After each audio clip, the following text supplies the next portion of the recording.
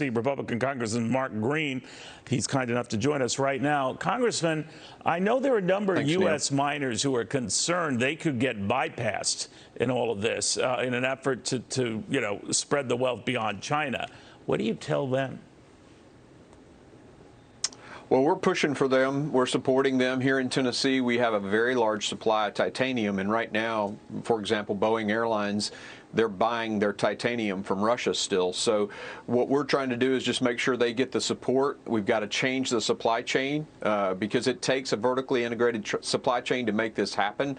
Currently, that's all. 90% of it anyway is in China. 16 of the 17 rare earths are controlled by China. So we have to get on the ball and get this done.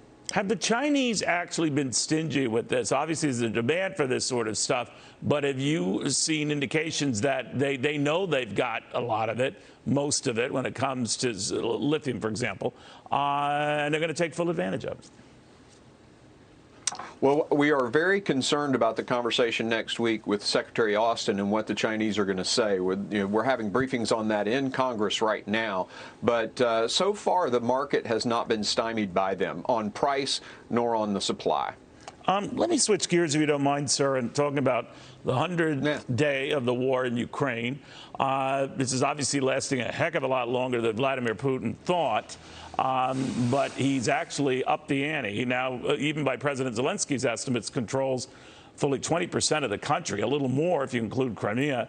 I'm just wondering what that says of Putin's future ambitions, like a wear down to gain more ground, or what? Well, following Putin's strategic objectives is a little bit difficult, and I'd submit that he hasn't achieved a single strategic objective. Now, tactically, the past week has been very bad for the Ukrainians. Russia seized another city. They've seized a good portion of a third city in the Donetsk region. They're doing very, very well. Now, in the Donbas, they can't seem to get, they're not able to maneuver on the Ukrainians in the Donbas. So it's sort of a, small victories and small defeats right now on the tactical level, but Russia has not achieved its strategic objective. Congressman, I have you. I always like to pick your brain on this stuff because you're good intelligence. You don't have to share every detail of that.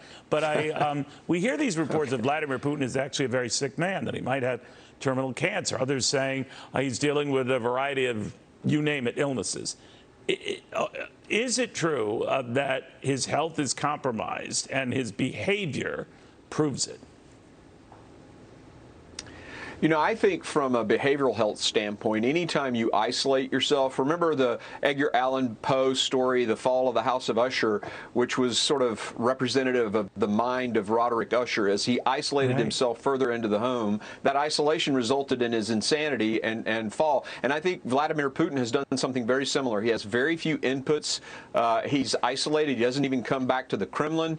And that isolation is affecting his decision making. So in terms of his physical health, there's nothing that I can say right now, but clearly behaviorally, that isolation has made some really bad decisions happen.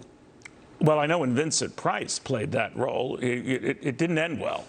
So we'll have to watch that. But no. Thank you, Congressman. Very good seeing you. Be safe this weekend. Thanks, Neil. Congressman Mark Green of Tennessee sits on the House Foreign Affairs Committee, Armed Services Committee, combat veteran.